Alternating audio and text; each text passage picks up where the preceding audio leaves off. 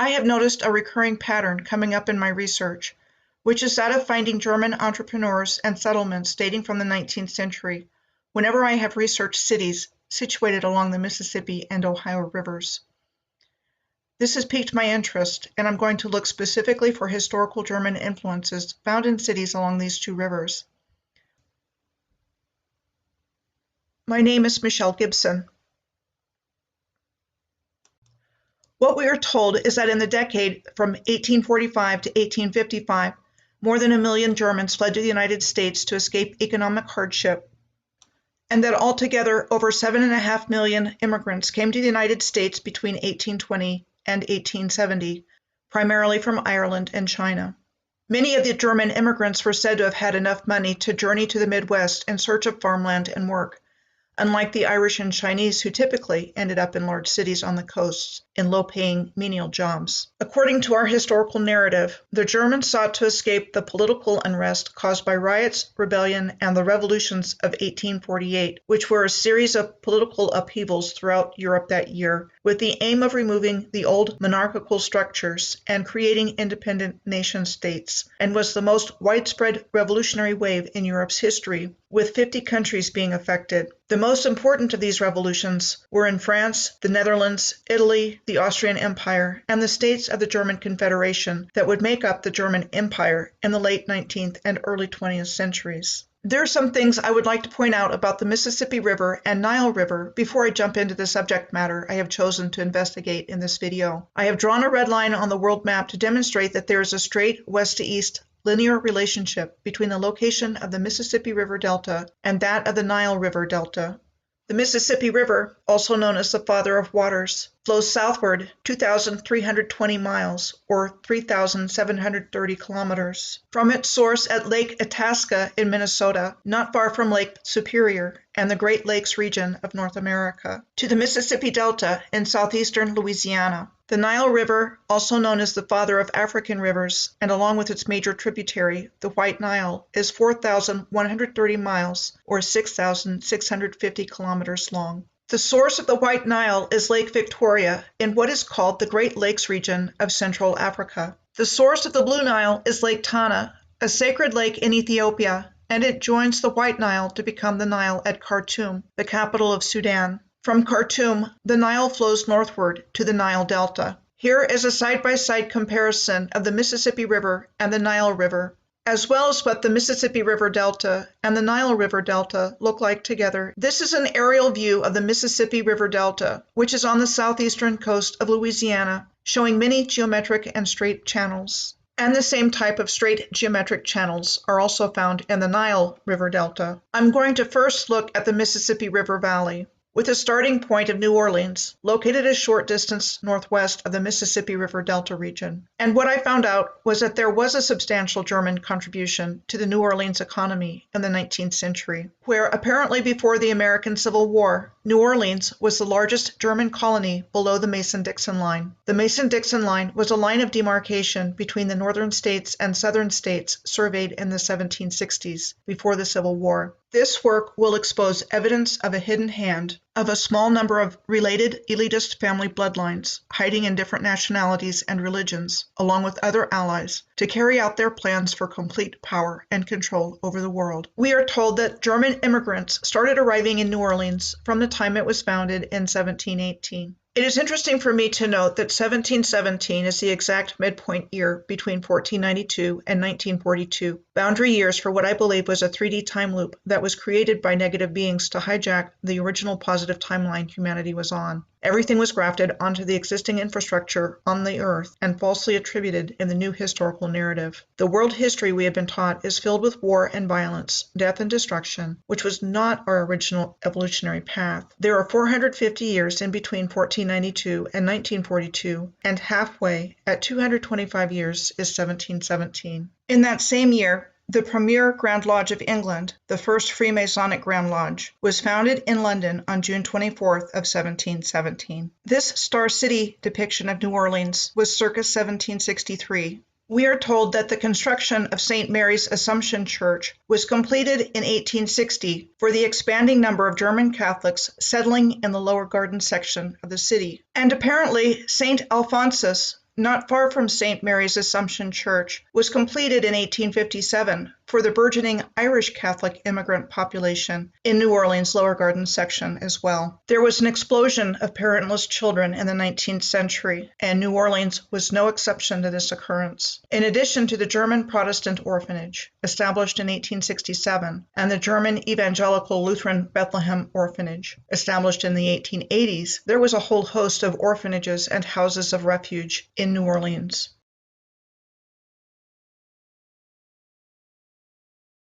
With countless children of all ages institutionalized in palatial residences. Why all the kids? Along with the explosion of parentless children in the 19th century, there was the systematic introduction of hard liquor and beer into the adult population occurring at the same time, starting as early as 1830 with the establishment of Teacher's Scotch whiskey in Scotland. I already know we will come to many examples in this video of the development of breweries and distilleries in the 19th century, starting in New Orleans, at one time the biggest beer brewing city in the South. The Jackson Brewery in New Orleans, known by the shortened version of Jack's, was established in 1890 by Lawrence Faubacker and in business until the 1970s, after which time it was converted into a shopping mall.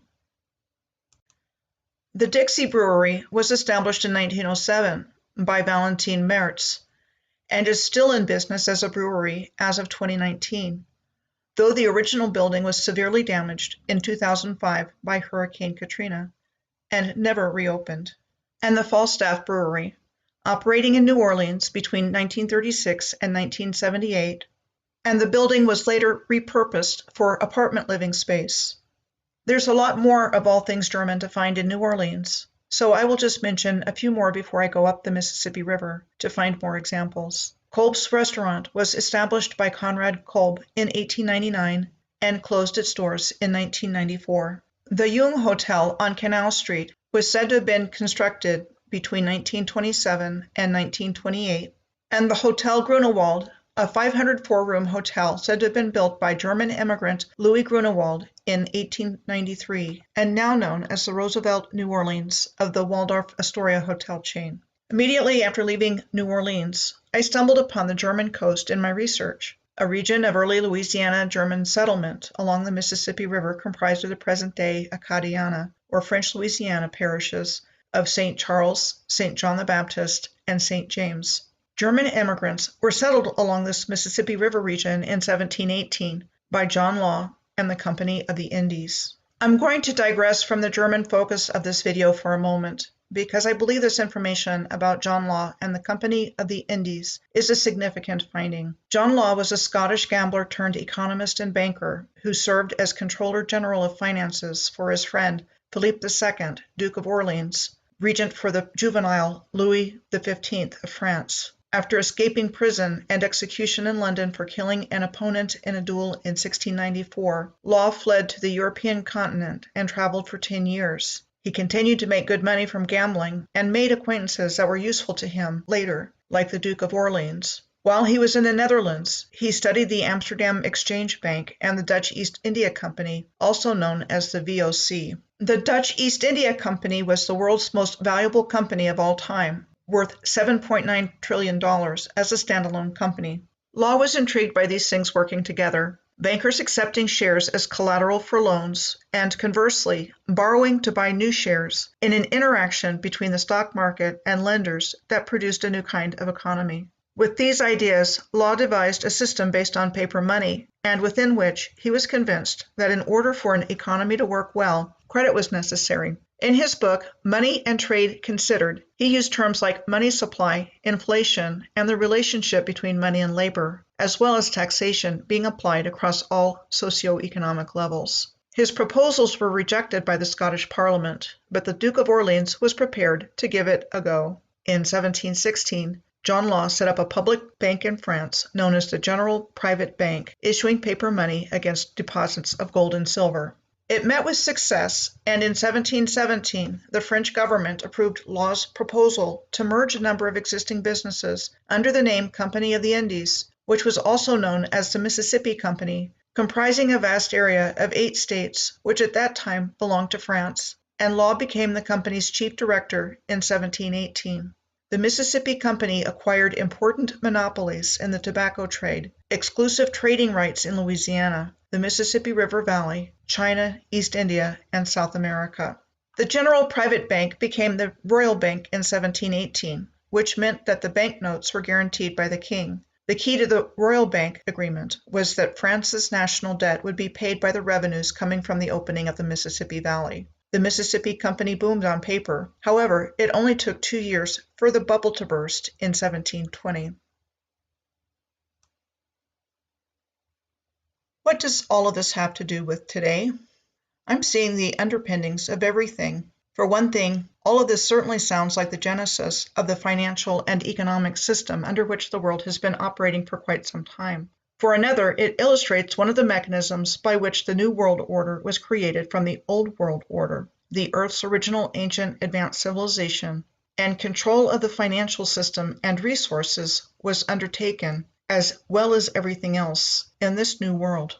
It is interesting to note that the original Ouachita National Bank opened in Monroe, Louisiana in 1906.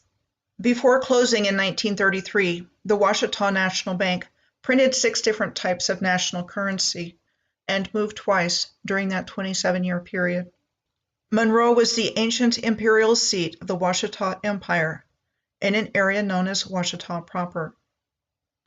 Known as the Mound Builders of Mu and the Ancient Ones, the Ouachita Moors were formally recognized by the United Nations in 1993 as the oldest indigenous civilization on Earth.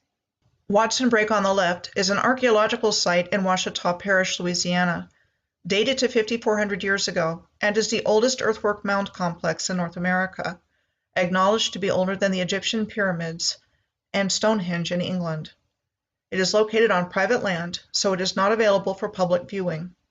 It is compared with Stonehenge on the right, which has an earthwork very similar to Watson Brake around its perimeter, according to what we are told, dated to starting at 3100 BC, about 5,100 years ago. The next place I'm going to look at in the Mississippi River Valley is Baton Rouge, the capital of Louisiana. The modern history of Baton Rouge dates to 1721, and it becomes the state capital in 1849. On another side note, it is interesting to note that the old Louisiana State Capitol building, called a castle, was said to have been constructed between 1847 and 1852, and since 1990 serves as the Museum of Political History. It was replaced as the state capitol building by this one, with its construction said to have been completed in 1931, which would have been during the Great Depression. The German community in Baton Rouge was said to have its origins in Pennsylvania German settlers, the name given to immigrants from modern-day Germany, the Netherlands, and Switzerland. These particular German settlers came from Bayou Manchac after flooding in the 1780s, in search of higher ground to live along a line of bluffs south of Baton Rouge, and came to be known locally as Dutch Highlanders. We are told Baton Rouge's historic Highland Road was established as a supply road for the indigo and cotton plantations of the early settlers. Today, Highland Road is where you find luxury homes and high-end real estate in Baton Rouge. Highland Road is known as the Miracle Mile between Louisiana State University, where there are 2 mounds believed to be more than 5,000 years old, and, along with Watson Brake, considered to be part of the oldest mound system in North America, and the Country Club of Louisiana. One of my first ahas in my awareness of the advanced ancient civilization that was hidden in the landscape all around us was the realization that golf courses were a cover-up of mound sites. Just carve out the top of a mound, and voila, you have a bunker. And the existence of 2 acknowledged ancient mound sites at Louisiana State University across town from the Country Club of Louisiana just underscores that belief for me. The next place we come to in the lower Mississippi Valley is Natchez in Mississippi, named for the Natchez people, a matrilineal kinship society who inhabited the region historically before the arrival of Europeans. One of the largest mounds in North America is Emerald Mound, located on the Natchez Trace Parkway near Stanton, Mississippi, and served as one of the main ceremonial centers for the Natchez people prior to European contact. The Natchez Bluffs and Under the Hill Historic District are bounded roughly by South Canal Street, Broadway, and the Mississippi River. There are some interesting things to point out in this location. Fort Rosalie was nearby on South Canal Street. If there was once a canal here, there is not one any longer. No longer standing, Fort Rosalie was said to have been built in 1716, when it was part of the French colonial empire. Fort Rosalie was situated close to the main ceremonial center, known as the Grand Village of the Natchez. The Natchez Bluffs, running alongside of the Mississippi River, most definitely don't even look close to a natural feature. Yet there is nothing I can find to say that it was man-made.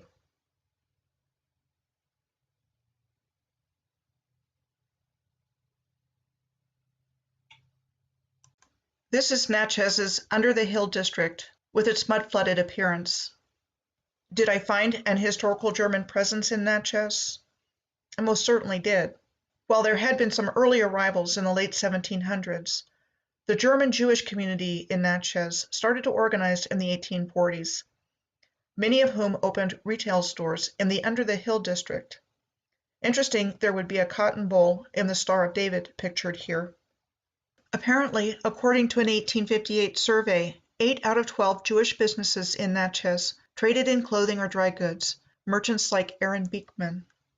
After the Civil War, the Natchez Jewish community continued to grow in size and prominence.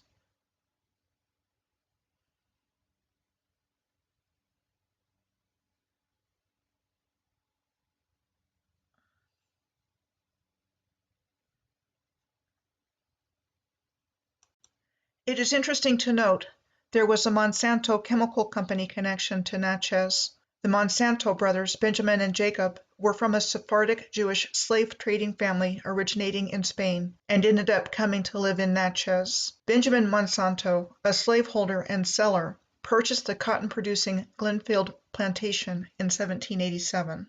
A Natchez Monsanto descendant by the name of Olga Mendez Monsanto married John Francis Queeny, who founded the Monsanto Chemical Company in St. Louis in 1901 and named it after his wife's family. Monsanto means sacred or holy mountain in Spanish and Portuguese. The first product the Monsanto Chemical Company manufactured was saccharin, which Queeny sold to the Meyer Brothers Drug Company in St. Louis. Monsanto was acquired by the German multinational Bayer Pharmaceutics and Life Sciences Company after gaining United States and EU regulatory approvals on June 7th of 2018, and Monsanto's name is no longer used.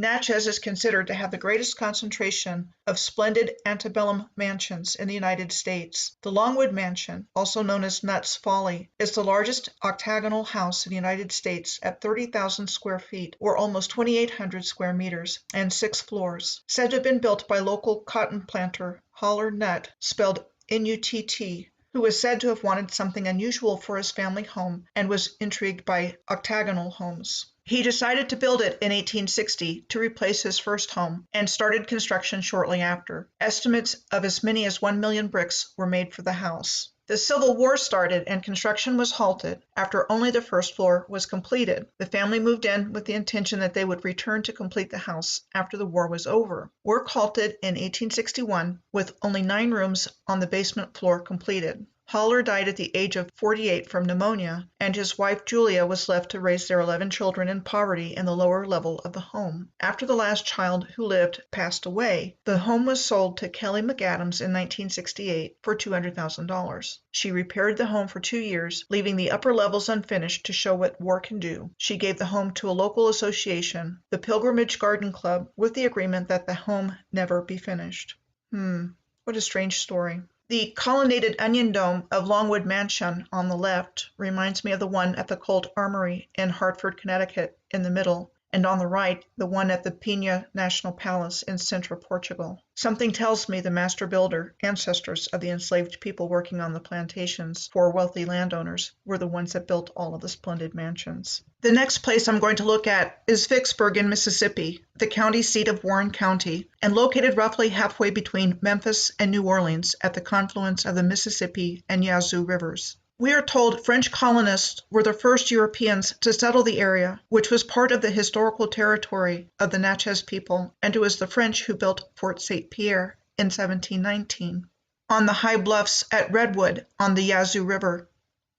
Perhaps Vicksburg is best known for the Vicksburg Campaign and siege during the American Civil War, which took place between 1862 and 1863, and at the end of which the Union forces under General Ulysses S. Grant captured the Confederate stronghold of Vicksburg and divided the Confederacy. Along with the Battle of Gettysburg in July of 1863, it was considered a turning point in the American Civil War. We are told that after the Vicksburg National Military Park was established in 1899, the nation's leading architects and sculptors were commissioned to honor the soldiers and sailors from their respective states that fought in the Vicksburg campaign, leading it to be called the Art Park of the World, with more than 1,400 monuments found throughout the park, like the Mississippi Memorial, the Michigan Memorial, and the Illinois State Memorial.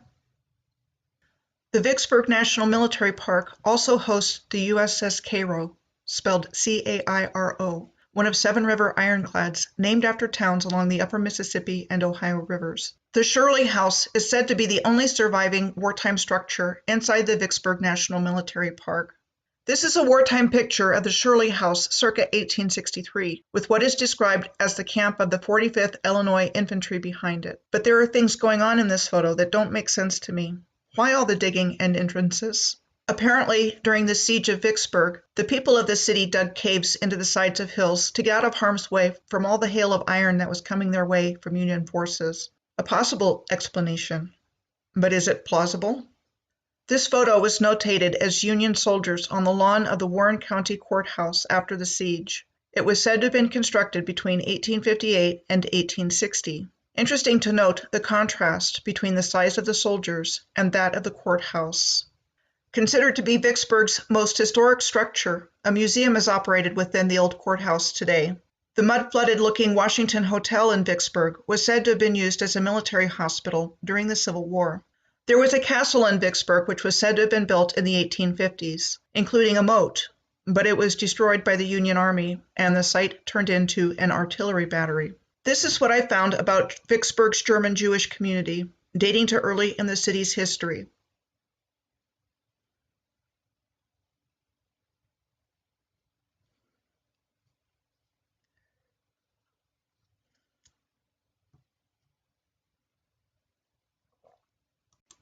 Back when I was doing research about Monroe in Louisiana for a different video, I found Joseph Biedenharn, a German-American businessman from Vicksburg, whose parents immigrated to the United States following the revolutions of 1848. Joseph was a candy maker, the first bottler of Coca-Cola, and the first to develop an independent network of franchise bottlers to distribute the drink. This was his original company building in Vicksburg. He moved his Coca-Cola manufacturing and bottling operations to Monroe from Vicksburg in 1913. The same soft drink that dissolves stuff, like teeth, rust, unclogs drains, and contains Monsanto's artificial sweeteners in the diet version. Along with his son Malcolm and other investors, Joseph Biedenharn bought a crop dusting business in 1925, added 18 planes to the fleet, and moved the company headquarters from Macon, Georgia to Monroe. Crop dusting involves the spraying of crops with pesticides and fertilizers, like other Monsanto products. Also, it is interesting to note that Biedenharn's crop dusting business was the origin of Delta Airlines, which was incorporated in December of 1928, and Delta's headquarters moved from Monroe to Atlanta, Georgia in 1941. The next place we come to is Memphis, a city situated on the Chickasaw Bluffs of the Mississippi River, in land historically inhabited by the Chickasaw people, one of the 5 civilized tribes, along with the Cherokee, Seminole, Creek, and Choctaw. The majority of people in the 5 civilized tribes were removed to Indian Territory in the 1830s, now the state of Oklahoma, after President Andrew Jackson signed into law the Indian Removal Act in 1830, giving him the authority to grant them lands west of the Mississippi in exchange for their ancestral lands. As a matter of fact, Andrew Jackson, before he was president, along with John Overton and James Winchester, were credited with the founding of Memphis on May 22nd of 1819 and named after the ancient capital of Egypt on the Nile River. Downtown Memphis is situated on what is called Chickasaw Bluff number 4. This feature in the river across from it caught my attention, so I searched around for what it was called. I found out that it is called Mud Island River Park. At the tip of Mud Island, which is actually a peninsula and not an island, the Mud Island River Park is accessible by ferry, car, foot, and monorail suspension railway. Mud Island has, among other things, a 5,000-seat amphitheater and a hydraulic scale model of the lower Mississippi River from Cairo, Illinois to New Orleans, Louisiana. The Memphis Pyramid is nearby, with a 1991 construction date given, and it was utilized as a sports arena, church, and entertainment venue until it was converted into a Bass Pro Shops superstore, which opened in 2015. I had already encountered the German Jewish department stores established in Memphis in previous research. Many customers perceived Goldsmith's department store on Main Street as Memphis's greatest store. With its beginnings at its Beale Street location, in 1870 the German immigrant Goldsmith brothers, Isaac and Jacob, started doing business in Memphis. This was the Goldsmith Brothers store on Main Street starting in 1895 and became a true department store in 1902 when they arranged merchandise by departments, among the first in the South to do so. The Crest department store in Memphis was the first opened in 1896 in what was to become a nationwide chain of five and dime stores, and moved to this new location on Main Street, said to have been designed by E.J.T. Hoffman and built in 1927. In 1980, the Crest store became McCrory's, and the store finally closed in 1994. We are told that due to being conscious of the historical significance of the building, the structure was restored and is now a museum. Elias Lowenstein immigrated to Memphis from Germany in 1854, where he opened Lowenstein's department store, prominent in Memphis for 125 years. He was a leader in the Memphis Jewish community and contributed liberally, we are told, to rebuilding the city of Memphis after the disastrous yellow fever epidemic in 1878, the worst American outbreak of yellow fever occurring in the Mississippi River Valley that year. The outbreak originated in New Orleans in the spring and summer of that year and spread up the Mississippi River and inland. Yellow fever was so named because of the yellowish hue of the skin and eyes it causes, affecting multiple organ systems and causing internal bleeding. What we are told is that in July of 1878, an outbreak of yellow fever was reported in Vicksburg, so Memphis officials stopped travel to the city from the south. However, a man from a quarantined steamboat slipped away and went to Kate Bionda's restaurant in Memphis on August 4th. He was hospitalized and quarantined the next day and died, and Kate Bionda became Memphis's first death from yellow fever on August 13th, and from there the yellow fever infections spread quickly throughout Memphis. We are told emphatically mosquitoes were the carriers of yellow fever. Elias Lowenstein was said to have built his mansion in 1891, called one of the most important Victorian Romanesque mansions in Memphis and one of the finest of its style in the South. This is an illustration of the original Lowenstein's department store in Memphis, said to have been built in 1886, with its classic mud-flood feature of the slanted pavement from the ground-level windows in front of the building to the not ground-level windows with the slant of the pavement, and showing dirt-covered streets as well. The original Lowenstein's department store building, vacated by the Lowensteins in the 1920s, was first taken over by a furniture company who eventually moved out in 1980, and the building sat vacant for 30 years. It was saved from demolition and today houses apartment and retail space. New Madrid is next, the seat of New Madrid County on the Missouri side of the Mississippi River's Kentucky Bend, and best known for the New Madrid earthquakes, 3 of which in the winter of 1811 and 1812 were estimated to be the largest earthquakes ever recorded in the United States, that the USGS estimated were between 7 and 8 on the Richter scale. The first large one took place on December 16th of 1811, the second one on January 23rd of 1812, and the third large one on February 7th of 1812. Descriptions of what happened during the first one included rolling ground, uprooted trees, huge chasms opening up and swallowing whatever was above, the Mississippi River flowing backwards, and general pandemonium from frightened people. The series of earthquakes in the New Madrid region dramatically affected the landscape, causing bank failures along the Mississippi River, destroying entire communities, causing landslides along the Chickasaw Bluffs, and liquefied subsurface sediment spread over a large area at great distances. Liquefaction was described as widespread and severe. Sand blows, described as large sandy deposits resulting from an eruption of water and sand to the ground surface, formed over an area of 4,015 square miles, or 10,400 square kilometers. Well, this would certainly explain the mud-flooded appearance of places I have found along the Mississippi River, as that is what the liquefaction of Earth results in. This is a photograph of soil liquefaction that occurred during the 7.5 magnitude earthquake that occurred on September 28th of 2018 on the island of Sulawesi in Indonesia. St. Francis Sunken Lands Wildlife Management Area in northeastern Arkansas today sank during the New Madrid earthquakes, turning once fertile and abundant landscape into a swamp. It is interesting to note that after all of this devastation, it took 3 years to get federal action on disaster relief for the region with the onset of the War of 1812. Congress finally approved $50,000 for the New Madrid Relief Act on February 17th of 1815, making it the nation's first disaster relief of its kind. The act provided that anyone who lost land due to the earthquakes was eligible to receive between 160 and 640 like acres of land elsewhere in Missouri. What we are told ended up happening was land agents arriving in the area to buy up the acreage and conned many New Madrid residents, offering them pennies on the dollar, and speculators subsequently claimed the new lands, and that of the 516 certificates issued by Congress, only 20 went to New Madrid residents, with most being held by people in St. Louis. In the years following, the fertile floodplain land was developed for growing cotton. Today, New Madrid is the second leading producer of cotton in the state of Missouri, and the percentage of organic farming in New Madrid County indicates none.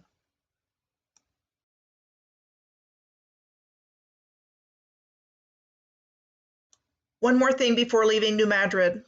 This signage about the New Madrid earthquakes explains that the city was destroyed and very few people died because the population was sparse. This is the New Madrid County Courthouse today, said to have been built between 1915 and 1919 in classical Greek revival style. The next place we come to on the Mississippi River is St. Louis, the second largest city in Missouri after Kansas City. Prior to European settlement, St. Louis was a hub of the original Mississippian civilization, with Cahokia Mounds in the area being a major regional center. For purposes of comparison, this is a photo of a tree and soil-covered mound at Teotihuacan outside of Mexico City that was said to have been taken in 1832. These next two photos were taken of Teotihuacan in 1905, a few years prior to the beginning of the first major excavations of the site. Here's a comparison on the left of Monk's Mound at Cahokia and the Pyramid of the Sun at Teotihuacan on the right, with all of the ground cover removed and similar stairways and directional orientation. There were numerous major earthworks inside the St. Louis city boundaries, which was nicknamed the Mound City, that were mostly destroyed during the city's development. These photos document the destruction of what was called Big Mound in St. Louis in 1869. In an 1819 land survey, Army engineers counted 25 mounds from Biddle Street north to Mound Street, east of Broadway, and north of Laclede's Landing. In another comparison with Teotihuacan, there was an extensive pyramid temple complex there. I'm going to give one example in St. Louis of German-Jewish business practices because it is a comprehensive example of what has taken place here. The Anheuser-Busch Brewing Company is headquartered in St. Louis. This is a postcard of it from the 1930s. Today, the company employs over 30,000 people and operates 12 breweries in the United States. It was founded as a Bavarian brewery in 1852 by George Schneider, but financial problems forced him to sell the brewery to various owners during the late 1850s, one of which was Eberhard Anheuser, a prosperous soap and candle maker. The name of the brewery became E. Anheuser and Company in 1860. A wholesaler who had immigrated from Germany to St. Louis in 1857, Adolphus Busch became Eberhard Anheuser's son-in-law in 1861. He was the 21st of 22 children in a family that did well financially, selling winery and brewery supplies in Germany's state of Hesse. After serving in the Union Army during the American Civil War for 6 months, Adolphus Busch returned to St. Louis and began working for the brewery. Soon he became a partner and served as company secretary until his father-in-law died in 1880, at which time he became president of the business. During the 1870s, Adolphus Busch had toured Europe to study changes in brewing methods at the time. In particular, he was interested in the Pilsner beer of the town of Budweis, located in what is now the Czech Republic. In 1876, he introduced Budweiser, and 1876 was the same year he introduced refrigerated railroad cars to transport beer. By 1877, the company owned a fleet of 40 refrigerated railroad cars. Expanding the company's distribution range led to increased demand for their products, and the company expanded its facilities in St. Louis during the 1870s. Busch implemented pasteurization in 1878 as a way to keep beer fresh for a longer period of time. He established the St. Louis Refrigerator Car Company in 1878, and by 1888, the company owned 850 cars. In addition to refrigeration and pasteurization, Busch adopted vertical integration as a business practice, in which he bought all the components of his business, from bottling factories to ice manufacturing plants to buying the rights from Rudolph Diesel to manufacture all diesel engines in America. This illustration was of the Bevo bottling facility in St. Louis. Vertical integration is where the supply chain of a company is owned by the company. It secures the supplies needed by the company to produce its product and the market needed to sell it. It is a way to consolidate control over production and increase profits for the company. It was a common practice during this era. He also founded the Manufacturers Railway Company in 1887, which operated until 2011. Adolphus Busch died in 1913. A textbook case of how to accumulate immense wealth. His net worth was $60 million at the time of his death. The Busch Entertainment Corporation, which was founded in 1959, became SeaWorld Parks and Entertainment in 2009 with its sale to the Blackstone Group, an American multinational private equity, asset management, and financial services firm based in New York City. It sure seems like the German Jewish businessmen in the 19th century were laying the groundwork for the consolidation of vast wealth for the few in the world in which we live today. I will expand on my findings about all of this after I take a look for the same kinds of things in the Ohio River Valley. The city of Cairo, Illinois, was located at the southernmost point in Illinois, at the confluence of the Mississippi and Ohio rivers. I say was because today Cairo is empty and deserted and considered a ghost town. In its heyday, Cairo was an important city along the steamboat routes and railway lines. Here's a comparison of the appearance of the confluence of the Mississippi and Ohio rivers on the top left, with the confluences of the Mississippi and Missouri rivers near St. Louis in the top middle, the Blue Nile and White Nile near Khartoum in the African country of Sudan on the top right, the Raccoon and Des Moines rivers near Des Moines, Iowa on the bottom left, and at the Six Rivers National Forest in Eureka, California on the bottom right. Is nature responsible for the striking similarities? Or are we looking at something else here? Fort Defiance was situated right where the two waterways come together. It has Illinois State Park status, and in lieu of an actual fort, it displays historic signage with no fort in sight. It was said to have been constructed under the direction of Union General Ulysses S. Grant in order to gain strategic access to the rivers. Southern Illinois, where Cairo is located, is known as Little Egypt. It is geographically near Thebes, Makanda, and Carbondale in Illinois, and is just down the Mississippi River from St. Louis, Missouri.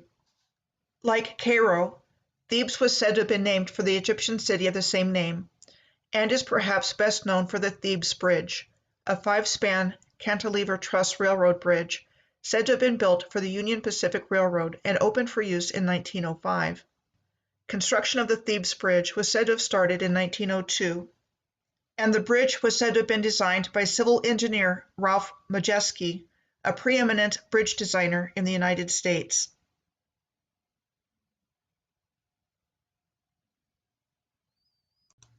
The giant city state park is in nearby Makanda, Illinois. The city of Makanda used the slogan Star of Egypt in the early 20th century. Makanda was once a major shipping hub for Chicago on the Illinois Central Railroad for fruits and vegetables. The city of Carbondale in Illinois, just a short distance north of Makanda, is the home of Southern Illinois University and is in the crossing point of the paths to totality of both the 2017 and the 2024 solar eclipses. Were Egyptians, and Hebrews for that matter, in actual fact, already long established in America and not imported from somewhere else? Back to Cairo. In the 2010 census, there were 2,831 people listed as still living here, though most of the businesses are gone and its buildings in a state of decay.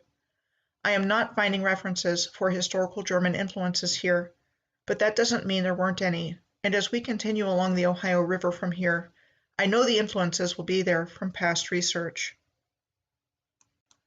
One more thing before I leave abandoned Cairo for the next city along the river. The English novelist Charles Dickens visited Cairo, Illinois in 1842. Dickens created some of the world's best-known fictional characters and is regarded by many as the greatest novelist of the Victorian era. He was said not to have been impressed with Cairo, and that the nightmare city of Eden was based in Cairo in his novel Martin Chuzzlewit, which was published in serial form between 1842 and 1844. Martin Chuzzlewit is the story of the trials and adventures of a young architect of the same name, who ends up in America from England with traveling companion Mark Tapley to seek their fortunes. In New York, Martin purchased land, sight unseen, on a major American river, having been told that the place would need an architect for new building projects. When they arrived at Eden/Cairo, what they found instead was a swampy, disease-filled settlement, virtually empty of people and buildings, as previous settlers had died, and both Martin and Mark got ill from malaria while they were there. I have explored the idea in past videos that the literature and art of the 19th and 20th centuries were programming devices. Many of these authors were required reading in secondary school English classes, and many of their books were also turned into movies. I think famous authors like Charles Dickens, Leo Tolstoy, Jack London, Mark Twain, and John Steinbeck were giving shape and form to the new historical narrative in our collective minds. And was the old Cairo Custom House actually built between 1869 and 1872? Or did someone just stick a plaque on it telling us what to believe? The next place we come to is Paducah in Kentucky, at the confluence of the Ohio and Tennessee rivers. Once upon a time, it was the location of Fort Anderson, called a Union Army fortification built in 1861, the same year as Fort Defiance back in Cairo was said to have been built. Also like Fort Defiance, it no longer stands, and the only memory of its existence is historical marker 828 at the place where it once stood. Paducah was first incorporated in 1830, and its port facilities made it an important location for steamships and river commerce. The railroad arrived in Paducah in the 1850s, and it became an important railway hub for the Illinois Central Railroad, which connected major cities both north and south and east and west. German Jewish businessmen started arriving in Paducah in the 1840s, and then in greater numbers after the railroad came onto the scene.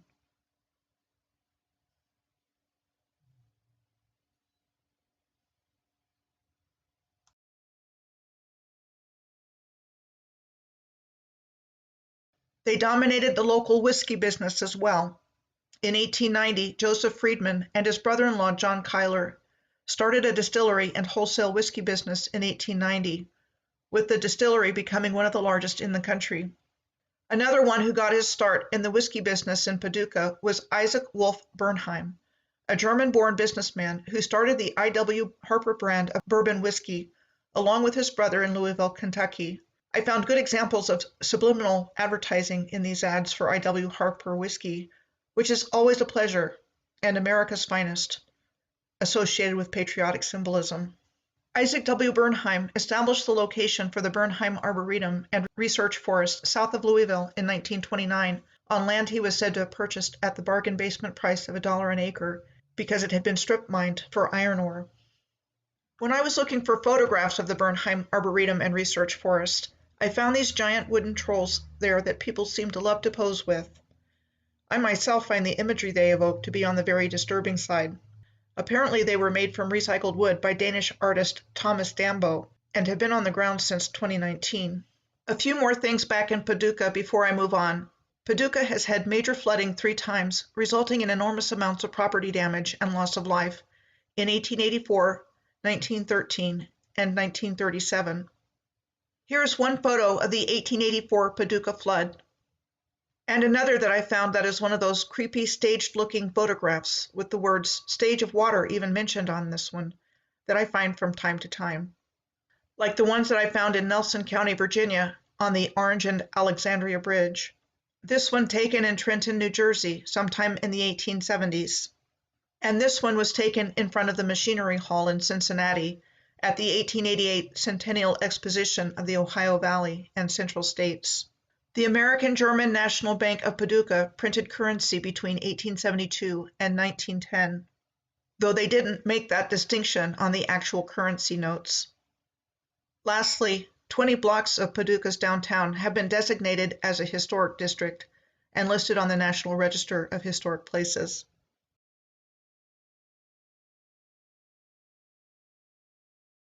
The next stop on the Ohio River is Evansville, the largest city in southern Indiana and a hub for everything in the region, as well as the seat of Vanderburgh County.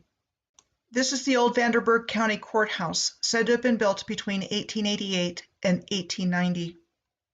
The city of Evansville was said to have been founded in 1812 and incorporated in 1817. It is interesting to note that Evansville was founded around the same time as the New Madrid earthquakes. Evansville is not geographically distant from New Madrid, Missouri, being only 144 miles or 232 kilometers apart from each other. The Wabash and Erie Canal was said to have been built starting in 1832, and its construction completed by 1853 between Toledo, Ohio, and Evansville. But we are told the canal was already made obsolete with the opening of the Evansville and Crawfordsville Railroad to Terre Haute that same year, and only 2 flat barges made the entire trip. Lumber baron John Augustus Reitz immigrated from Germany to America to seek his fortune at the age of 21 in 1863. He eventually found work in a sawmill in Evansville, and in 1856 opened his own sawmill with his sons on Pigeon Creek, and became one of the largest in the area. Evansville was the largest hardwood market in the country from 1845 to 1888.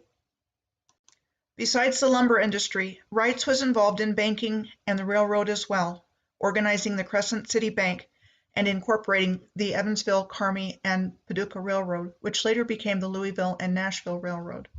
So John A. Reitz was a very busy and wealthy man. The Reitz home in Evansville is now a Victorian House museum and considered to be one of the finest examples of the French Second Empire-style architecture. He was said to have built the house in 1871 with things like hand-painted ceilings, intricately patterned, hand-laid wood parquet floors, stained glass windows, and French gilt chandeliers. John A. Reitz was said to have been a devout Roman Catholic in the biographical references I looked at, but I wanted to see if there was a possibility he was actually Jewish. Well, I found there was a possibility when I looked up the origin of the family name. Known for his philanthropic activities, John A. Reitz was said to have been a big contributor to the construction and maintenance of Evans Hall, a building solely dedicated to temperance. The temperance movement was called a social movement against the consumption of alcohol, and typically criticized alcohol consumption and emphasized alcohol's negative effects on people's health, personalities, and lives, in many cases demanding the complete prohibition of it. Interesting that there would be a building dedicated to temperance in a community with a robust beer-making industry. Apparently, by the year of 1862, there were 16 breweries already, and the first one to have been set up was taken over by brewmaster John Hartmutz in 1877. It eventually became a large regional brewery with a national reputation for quality with regards to its famous Sterling beer brand. There was a good-sized German Jewish presence in Evansville from its beginnings as well.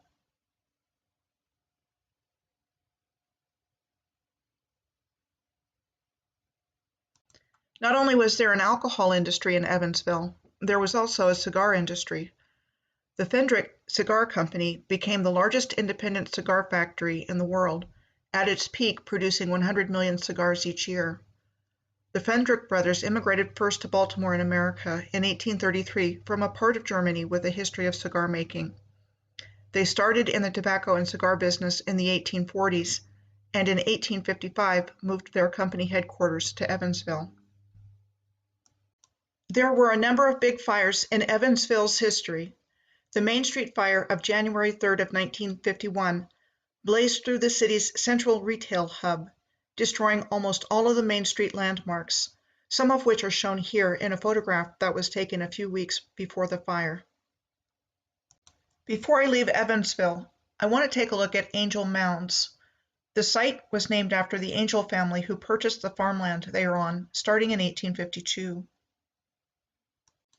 This sounds just like the magnificent mound-building civilization of North America, being named the Hopewell culture in 1891, after the family who owned the land that the Hopewell Mound Group earthworks were located in Ross County, Ohio, and not having any connection made in the name with the indigenous people of this continent.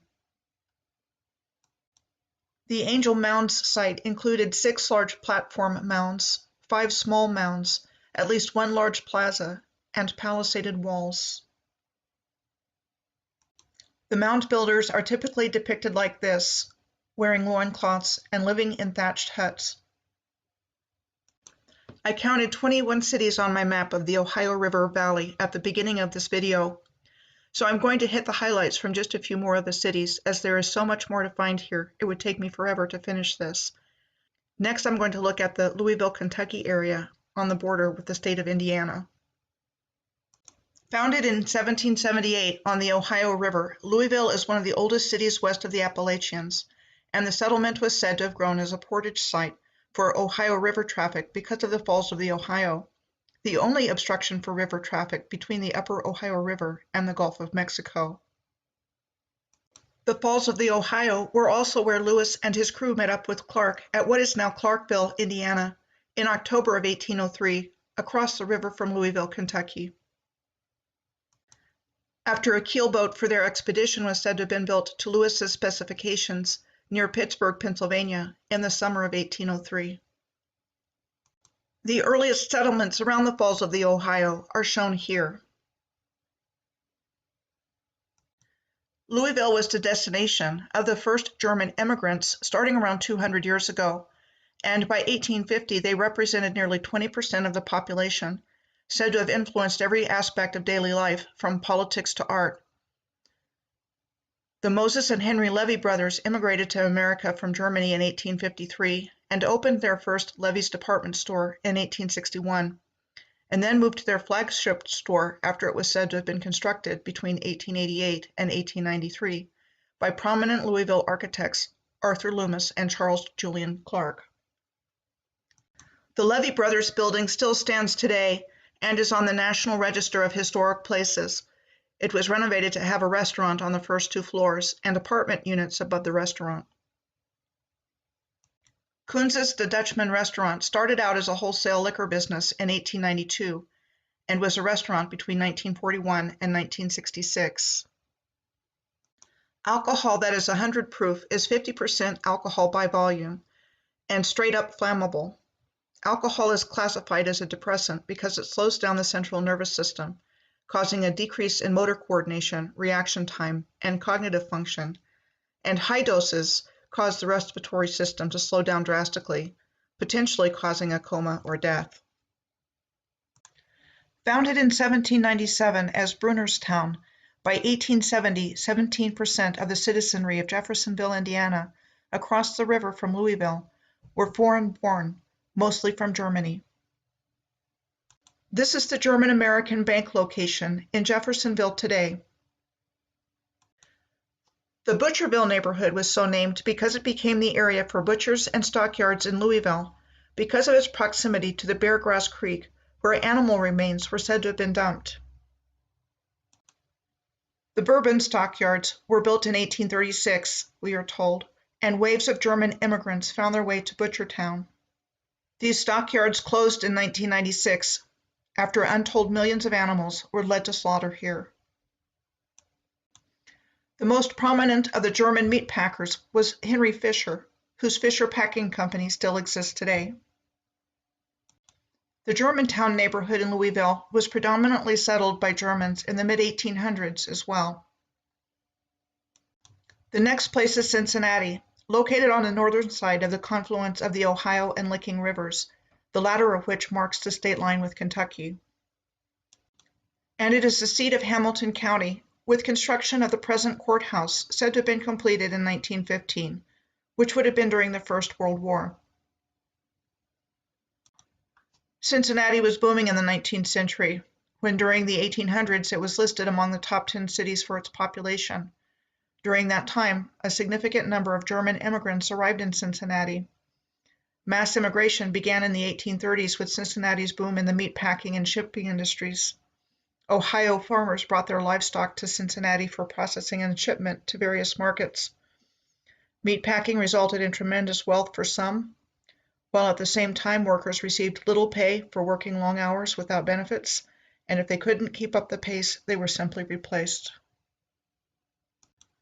Upton Sinclair published the book The Jungle in 1906, which was about the harsh conditions and exploited lives of immigrants in Chicago, depicting the working-class poverty, lack of social supports, harsh living and working conditions, health violations, and unsanitary practices, and the deeply rooted corruption of people in power.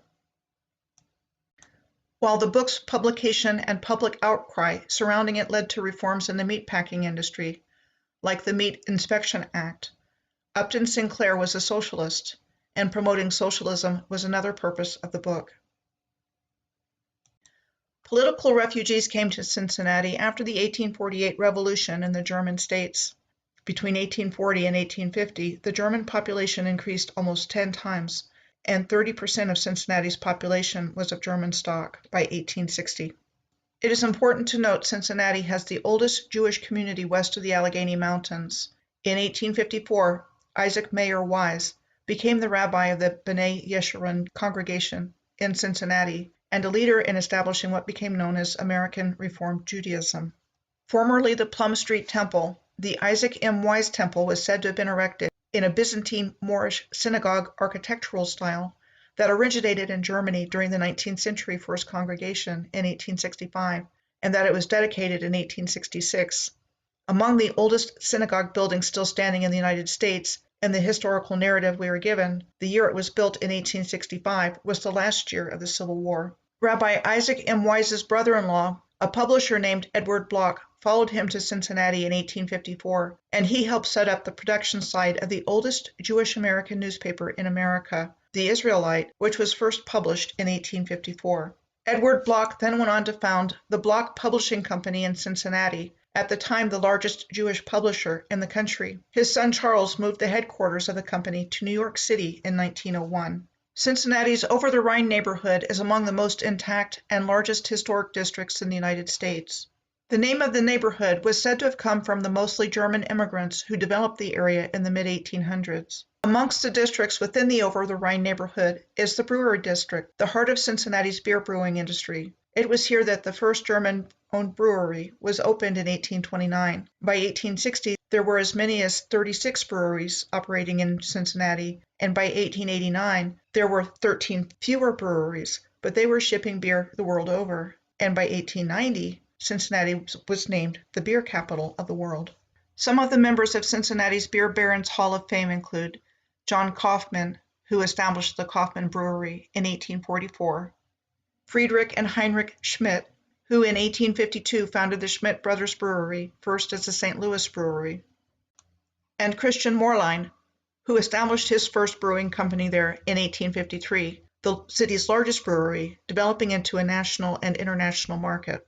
From Cincinnati, I'm going to end in Pittsburgh and show you several of the cities along the way there without going into detail, like Maysville, seat of Mason County in Kentucky, Huntingdon, the seat of Cabell County in West Virginia, Steubenville, the seat of Jefferson County in Ohio, and East Liverpool in Columbiana County in Ohio, once called the pottery capital of the United States. I'm going to end my journey at Pittsburgh, the largest city in the Ohio River Valley. This is a view of the forks of the Ohio at present-day Pittsburgh, which, like Fort Defiance back in Cairo, Illinois, at the confluence of the Ohio and Mississippi rivers, has a star fort presence. in this case Fort Duquesne and Fort Pitt, where the Monongahela and Allegheny rivers join to form the Ohio River. During the mid-19th century, Pittsburgh received a dramatic influx of German immigrants, including the parents of Henry John Heinz, the founder of the condiment manufacturing H.J. Heinz Company. By the time of his death in 1919, the H.J. Heinz Company owned over 20 food processing plants, as well as seed farms and container factories. Heinz merged with Kraft in 2015 to become the world's fifth largest food and beverage company. At least one biographical reference I found said H.J. Heinz's parents were Lutheran, and he was raised Lutheran. But like with John A. Wright's back in Evansville, Heinz is also listed as an Ashkenazic Jewish family name. The Pittsburgh Jewish community started forming in 1838 and is known in the broader American Reform Jewish community for the 1885 Pittsburgh Platform that called for Jews to adopt a modern approach to the practice of their faith, though it was never formally adopted by the Union of American Hebrew Congregations. It contained 8 principles, one of which was the recommendation to do away with rabbinical laws that regulate diet, priestly purity, and dress. 2 other of the principles of the Pittsburgh Platform I would like to bring forward mention Palestine by name. One states, "We recognize in the Mosaic legislation a system of training the Jewish people for its mission during its national life in Palestine, and today we accept as binding only its moral laws and maintain only such ceremonies as elevate and sanctify our lives, but reject all such as are not adapted to the views and habits of modern civilization." The other states, "We recognize in the modern era of universal culture of heart and intellect the approaching of the realization of Israel's great messianic hope for the establishment of the kingdom of truth, justice, and peace among all men. We consider ourselves no longer a nation, but a religious community, and therefore expect neither a return to Palestine, nor a sacrificial worship under the sons of Aaron, nor the restoration of any of the laws concerning the Jewish state." These 2 principles establish the notion of the physical homeland of Palestine, presumably in the Middle East, as having been the ancestral homeland of the Jews, but at that time they considered themselves a religious community with no expectation of returning to Palestine. 12 years after the promulgation of the 8 principles of the Pittsburgh Platform, the First World Zionist Congress was held in Basel, Switzerland in 1897, which was convened by Theodor Herzl for the small minority of Jewry in agreement with the implementation of the Zionist goals. The Balfour Declaration was a public statement issued in November of 1917 addressed to Lord Rothschild, the leader of the British Jewish community, from the British Foreign Secretary Arthur Balfour, announcing support for the establishment of a national home for the Jewish people.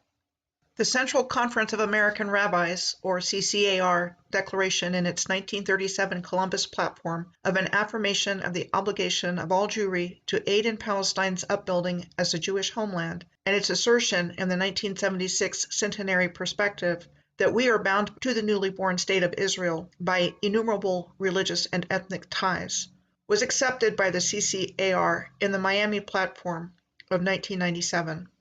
Let's talk about Zionism now, because the Mormons are Zionists as well, and actually say there was civilization of Israelites in the Americas. Among other things, in Mormonism, Zion is a metaphor for a unified society of Latter-day Saints, metaphorically gathered as members of the Church of Christ, and in this sense, any stake of the Church may be referred to as a stake of Zion. A stake is the name given to administrative units composed of multiple congregations in certain denominations of the Church, like the Palestine Stake of Zion in Palestine, Illinois. There is a city named Palestine in Illinois. It must have been named after the Palestine in the Middle East, right? Or is it? Could there actually have been a place or region called Palestine in America as well? Then there was what Joseph Smith said, the founder of Mormonism and the Latter-day Saint movement. He believed that the entirety of the Americas was Zion, and that the American tribes were descended from the Hebrew tribes of Israel.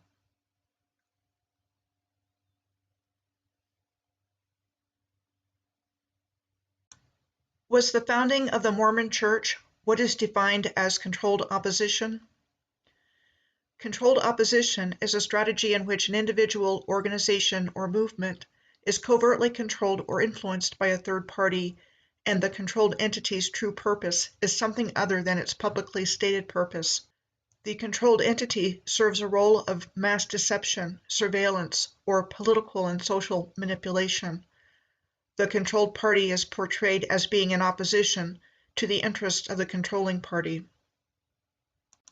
It sure looks to me like the early Mormon leaders were also involved in the creation of the new civilization and narrative, as well as the Catholic orders like the Jesuit and Franciscan missionaries, the hierarchy of the Roman Catholic Church, and the royal houses of Europe.